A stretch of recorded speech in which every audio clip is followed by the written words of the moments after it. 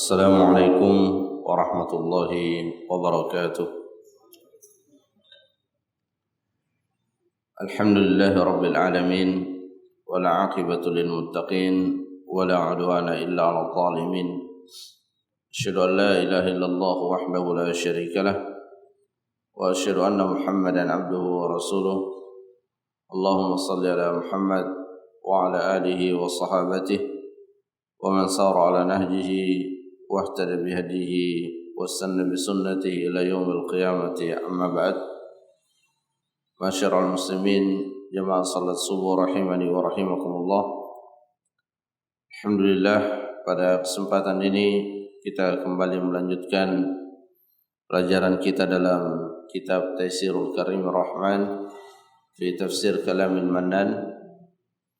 Alhamdulillah, pada pertemuan yang sebelumnya kita telah menjelaskan firman Allah Subhanahu wa taala dalam surah Al-Kafirun, di mana di dalam surah ini dijelaskan prinsip-prinsip dan kaidah-kaidah seorang muslim ketika bermuamalah, berinteraksi dengan orang-orang kafir,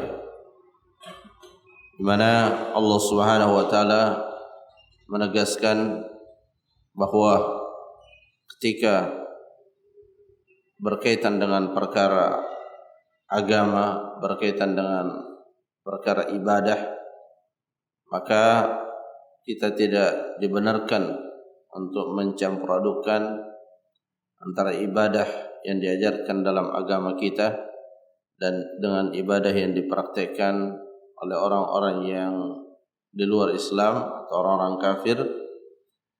Dan Allah Subhanahu wa taala di dalam ayat ini menyebutkan dengan sangat tegas, lakum dinukum waliyadin. Sebagaimana juga di ayat-ayat sebelumnya, la a'budu ma ta'budun. Saya tidak menyembah apa yang kalian sembah. Di antara tafsiran daripada ayat ini, saya tidak menyembah seperti kalian menyembah. Tafsiran ini selain tertuju kepada orang-orang kafir bahwa kita tidak menyembah sebagaimana mereka menyembah, kita tidak beribadah sebagaimana mereka beribadah. Ayat ini juga sesungguhnya tertuju kepada siapa saja yang melakukan praktek-praktek ibadah menyelisihi apa yang telah dituntunkan oleh Nabi sallallahu alaihi wasallam, di mana kita katakan kepada mereka, la a'budu ma ta'budun. Jamaah salat subuh rahimani wa rahimakumullah. Kemudian kita lanjutkan pada surah yang berikutnya, yaitu Suratul Nasr. Suratul Nasr termasuk salah satu surah Madaniyah yang terdapat di dalam juz yang ke-30. Allah Subhanahu wa taala berfirman, a'udzu billahi minasyaitonir rajim, bismillahirrahmanirrahim. Idza jaa nasrullahi wal fath wa ra'aitan nasa yadkhuluna fi dinillahi afwaja fasabbih bihamdi rabbika wastaghfir innahu kana tawwaba. Idza jaa nasrullahi wal fath, jika pertolongan Allah itu tiba dan kemenangan Allah itu tiba, wa ra'aitan nasa yadkhuluna fi dinillahi afwaja, dan engkau wahai Muhammad melihat segenap manusia masuk ke dalam agama Allah secara berbondong-bondong. Di ayat yang pertama Allah Subhanahu wa taala menyebutkan Nasrullah, kemudian Al-Fath, pertolongan Allah, dan Al-Fath. Dan yang dimaksud dengan Al-Fath itu adalah Fathu Makkah, yaitu penaklukan kota Makkah. Di ayat ini Allah menyebutkan secara khusus Fathu Makkah, padahal sesungguhnya Fathu Makkah ini masuk di dalam lafaz Nasrullah. Ditaklukkannya kota Mekah adalah bagian dari pertolongan Allah Subhanahu wa taala. Dan uslub yang seperti ini sering kita dapatkan di dalam Al-Qur'an, di mana Allah terkadang menyebutkan suatu lafaz yang umum, kemudian setelahnya menyebutkan lafaz yang khusus, yang sebenarnya lafaz yang khusus itu sudah tercover di dalam lafaz yang umum yang sebelumnya. Seperti di dalam ayat-ayat yang lain, Allah Subhanahu wa taala terkadang menyebutkan malaikat, kemudian setelah itu menyebutkan Jibril. Padahal sesungguhnya Jibril sudah masuk di dalam lafaz malaikat.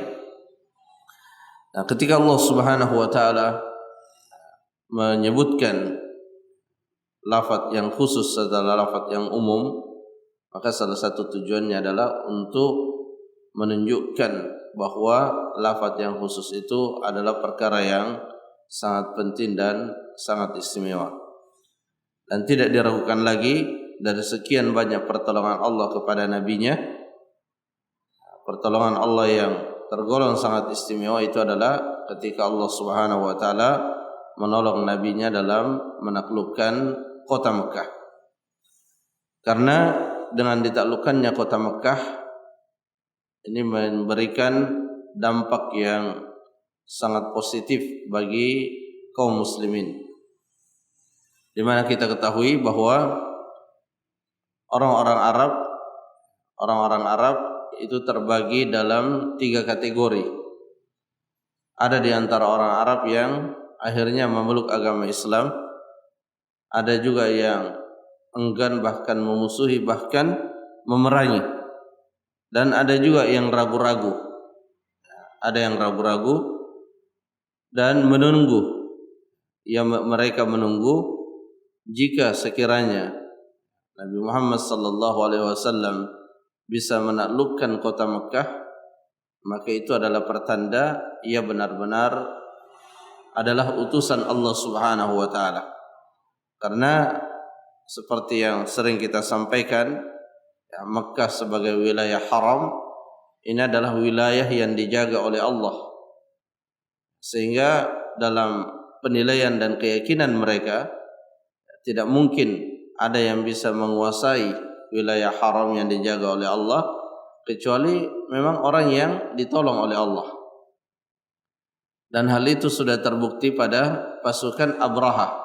Abraha juga datang ke Mekah untuk menaklukkan Mekah, tapi dia terkalahkan karena memang tidak ditolong oleh Allah Subhanahu wa taala.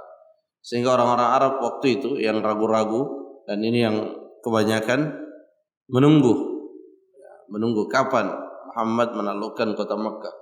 Kalau dia berhasil menaklukkan kota Mekah, maka itu adalah bukti yang sangat kuat bahwa dia benar-benar ditolong oleh Allah. Karena sekiranya dia berlawanan dengan Allah, maka pasti dia akan hancur sebagaimana sebelumnya Abraha juga hancur.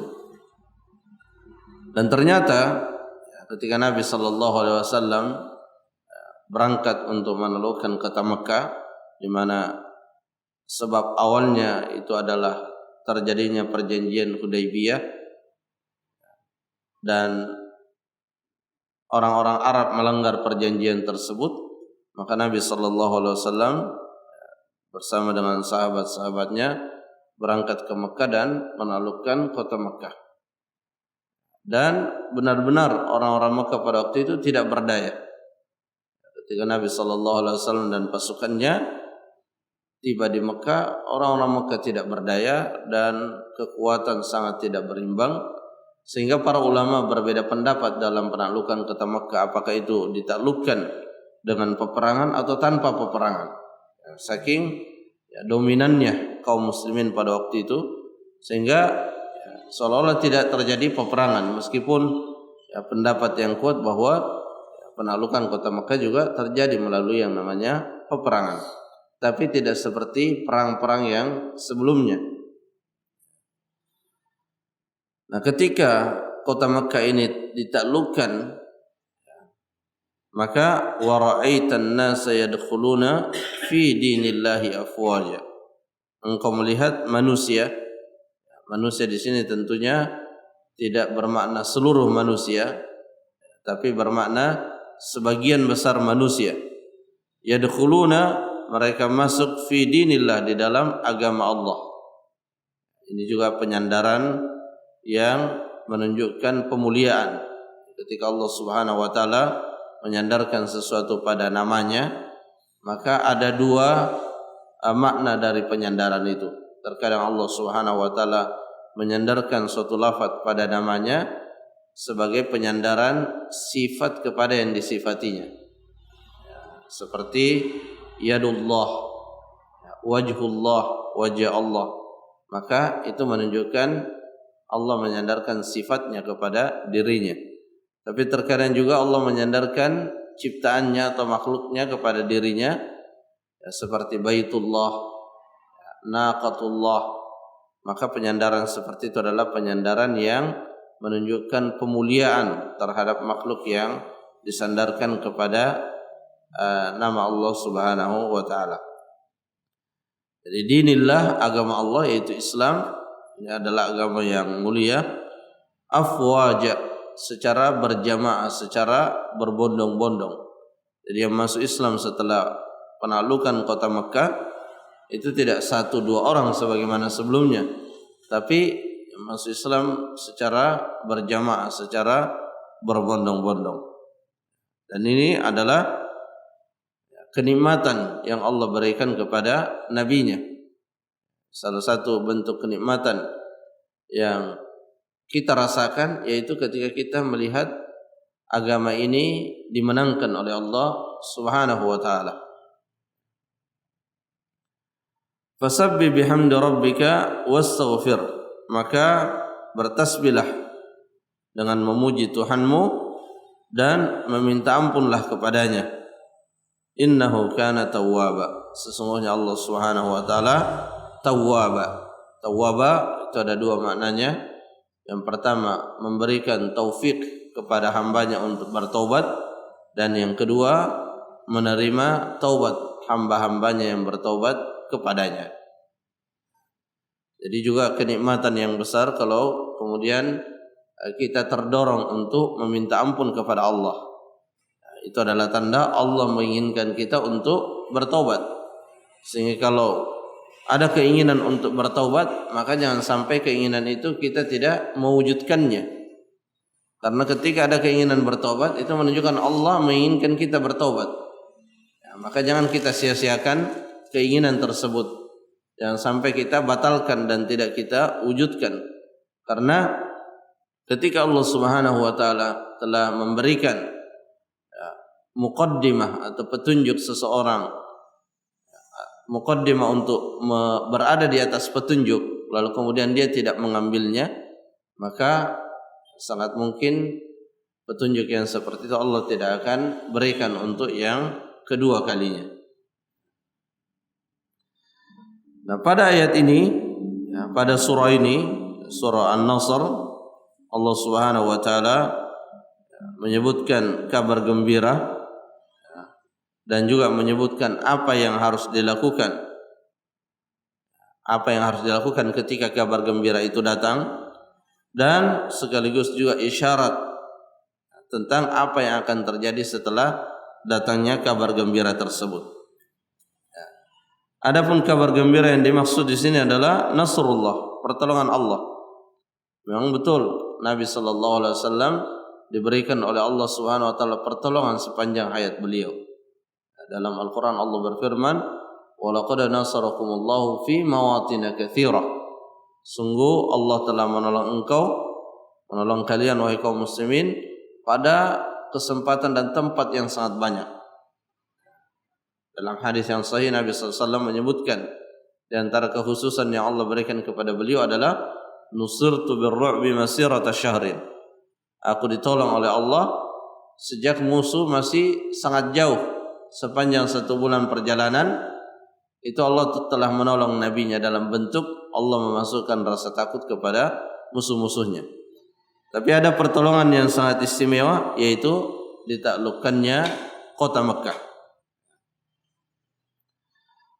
Wa dukhulin nasi fi dinillahi afwaja, dan masuknya manusia ke dalam agama ini secara berbondong-bondong.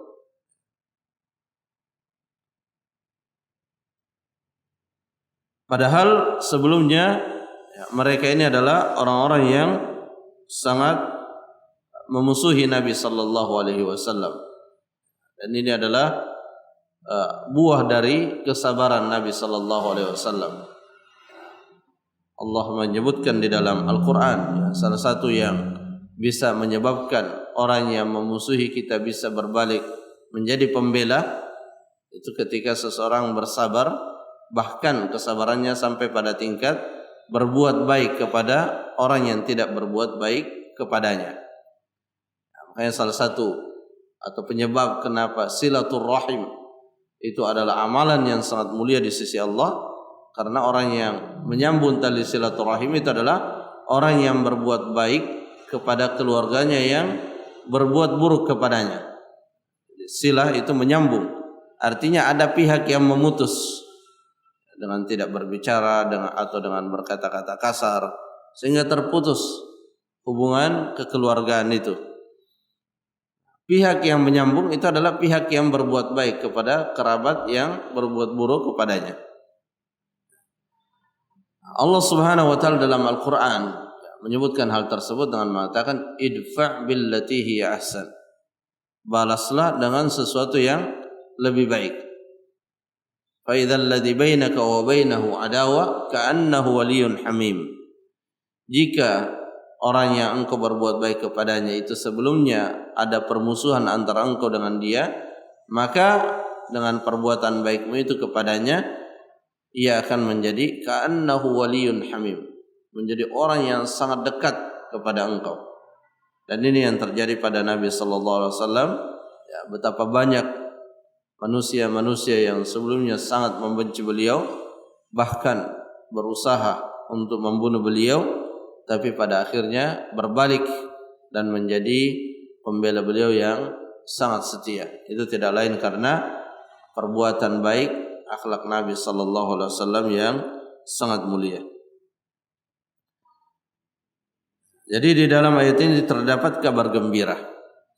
Kemudian yang kedua, dalam ayat ini juga Allah memerintahkan ketika kabar gembira itu benar-benar telah terwujud, yaitu Allah memerintahkan nabinya untuk bersyukur kepada Allah Subhanahu wa taala dengan cara bertasbih dan beristighfar. Bertasbih dan beristighfar. Aisyah radhiyallahu anha meriwayatkan bahwa ketika ayat ini turun, maka Nabi sallallahu alaihi wasallam memperbanyak mengucapkan di dalam rukuk dan sujudnya, subhanakallahumma rabbana wa bihamdik Allahumma ghfirli. Nabi sallallahu alaihi wasallam juga dalam rukuknya mengucapkan subhana rabbil azim, kemudian dalam sujudnya subhana rabbil a'la. Ini bagian dari penjelasan dari fasabbih bihamdi rabbik wastaghfir innahu kana tawwaba. Dan Allah Subhanahu wa taala merintahkan kita dalam beberapa kesempatan ketika kita telah merampungkan suatu kebaikan untuk meminta ampun kepadanya.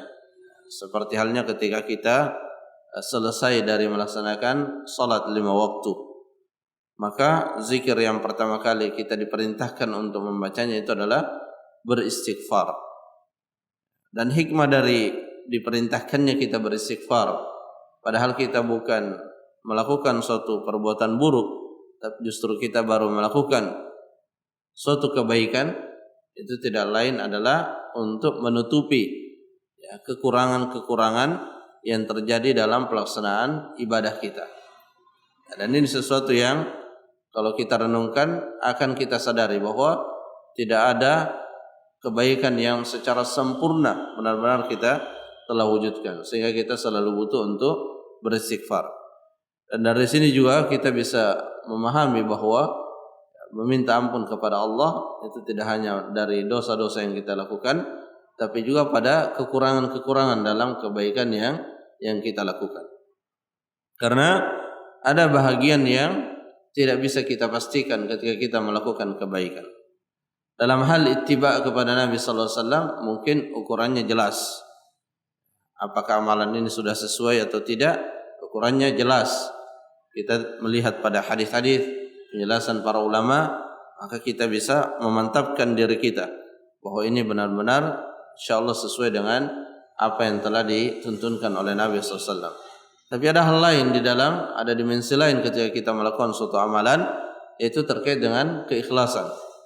Dan keikhlasan ini tempatnya di hati, dan yang bisa meneropong hati seseorang, yang bisa melihat keikhlasan hati seseorang, itu hanya Allah Subhanahu wa taala. Bahkan diri kita sendiri itu tidak bisa memastikan seperti apa keikhlasan. Yang bisa kita lakukan adalah berupaya dan berusaha untuk meraih keikhlasan tersebut, karena Allah juga telah menjelaskan ciri-cirinya.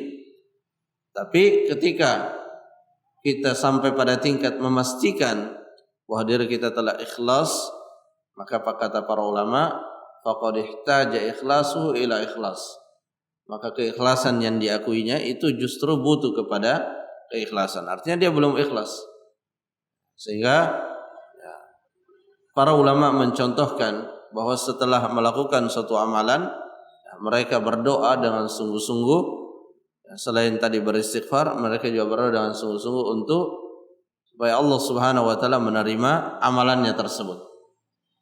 Ini yang dicontohkan oleh Nabiullah Ibrahim alaihi salam ketika beliau selesai dari meninggikan Ka'bah bersama putranya di tempat yang sangat mulia, amalan yang sangat mulia, di tempat yang sangat mulia, di waktu yang sangat mulia, dilakukan oleh orang yang sangat mulia. Sehingga kalau dilihat dari sisi-sisi tersebut, maka kita akan mengatakan amalannya diterima. Tapi tetap saja Nabi Ibrahim mengatakan Rabbana taqabbal minna innaka antas samiul alim. Dia tetap meminta kepada Allah supaya amalan itu diterima oleh Allah Subhanahu wa taala. Dan ini pelajaran yang sangat berharga, bahwa kita tidak berhenti setelah menyelesaikan suatu amalan, tapi tugas kita setelah beramal adalah berusaha supaya amal tersebut diterima oleh Allah dan supaya amal tersebut dijaga dari hal-hal yang bisa merusaknya, seperti sum'ah, ingin supaya orang mengetahui amalan kita. Ini yang harus kita jauhkan. Adapun isyarat yang dimaksudkan di dalam ayat ini setelah terwujud apa yang Allah sebutkan di dalam ayat ini, yaitu pertolongan Allah yang ditandai dengan ditaklukkannya kota Mekah, yaitu isyarat tentang dekatnya wafatnya Rasulullah sallallahu alaihi wasallam. Dan disinilah nampak keahlian daripada sahabat yang sangat muda dan belia, yaitu Abdullah bin Abbas radhiyallahu anhu, di mana suatu ketika di zaman Umar bin Khattab radhiyallahu anhu, Umar memiliki satu kebiasaan untuk mengumpulkan para ulama dari kalangan sahabat, terutama yang ikut dalam perang Badar, dan mereka dikumpulkan untuk mempelajari Al-Quran, mempelajari hadis Nabi sallallahu alaihi wasallam. Suatu ketika para sahabat dikumpulkan oleh Umar, dan Umar bertanya tentang apa makna dari surah An-Nasr. Para sahabat secara umum menjawab bahwa maknanya sangat jelas, sebagaimana yang tertera di dalam ayat itu. Tidak ada yang tersirat dari ayat tersebut. Kemudian Abdullah bin Abbas ditanya oleh Umar, apa yang engkau pahami dari ayat ini? Perlu diketahui bahwa usia Abdullah bin Abbas pada waktu itu masih sangat belia, sehingga sebagian sahabat ada yang mengatakan kepada Umar, kenapa dia dihadirkan? Dia anak yang masih kecil, masih umur belasan tahun. Sementara yang hadir di majelis itu adalah para syekh, para sahabat-sahabat yang sudah sangat tua. Tapi Umar menghadirkannya karena ia tahu bahwa anak ini, yaitu Abdullah bin Abbas radhiyallahu anhu, pernah didoakan oleh Rasulullah, Allahumma faqihhu fid din wa 'allimhu at-ta'wil. Faqihkan dia dalam agama dan ajarkan kepadanya tafsir Al-Qur'an. Maka ketika ayat ini ditanyakan kepada Abdullah bin Abbas, Abdullah bin Abbas mengatakan, bahwa ini adalah isyarat dekatnya wafatnya Rasulullah sallallahu alaihi wasallam. Kemudian Umar mengatakan, la ara illa mithla ma ra'a. Aku tidak berpendapat dalam ayat ini kecuali sama dengan apa yang dikatakan oleh Abdullah bin Abbas radhiyallahu anhuma.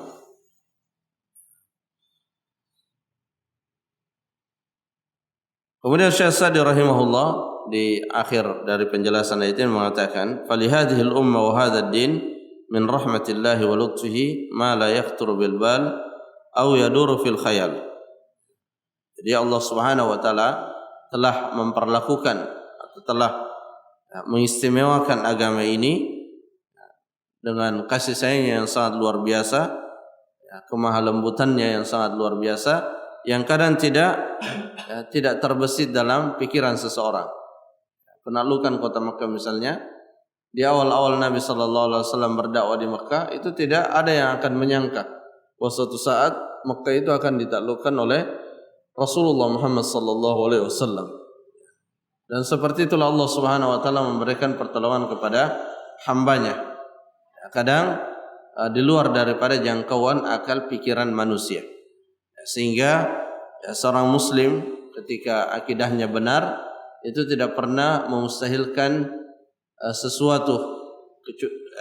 tidak pernah memustahilkan sesuatu yang terkait dengan pertolongan Allah kepada dirinya atau kepada umat ini. Allah sangat bisa, Allah berkuasa atas segala sesuatu, sehingga ketika Allah ingin menolong hambanya atau ketika Allah ingin menolong umat Islam, maka tidak ada yang bisa menghalanginya. Sehingga yang menjadi fokus seseorang itu adalah bagaimana ia memenuhi syarat dan kriteria untuk mendapatkan pertolongan Allah. Dan kita lihat itulah yang dilakukan oleh Nabi sallallahu alaihi wasallam bersama para sahabatnya. Ya, sepanjang hayat beliau yang dilakukan oleh Nabi sallallahu alaihi wasallam itu adalah menyampaikan wahyu dengan penuh kesabaran. Ada wahyu yang turun disebarkan, ada wahyu yang turun disebarkan, dan diamalkan. Disebarkan, diamalkan. Itu yang selalu dilakukan oleh Nabi sallallahu alaihi wasallam, dan inilah amalan yang sangat dicintai oleh Allah Subhanahu wa taala. Itu menyebarkan ilmu dan mengamalkannya. Inilah yang menyebabkan datangnya pertolongan Allah Subhanahu wa taala. Ketika kita selalu menyibukkan diri kita dengan mempelajari agama ini, mengamalkannya dan menyebarkannya. Jika kita berada di jalur ini, maka insyaallah kita berada di dalam kebaikan. Dan semoga Allah Subhanahu wa taala memberikan kemudahan kepada kita untuk terus mempelajari agama ini, dimudahkan di dalam mengamalkannya dan juga dimudahkan di dalam menyebarkannya. Jadi kebaikan itu tidak berhenti pada kita, tapi kita berusaha kebaikan itu juga dirasakan oleh orang-orang yang ada di sekitar kita. Mungkin ini yang bisa disampaikan, semoga bermanfaat.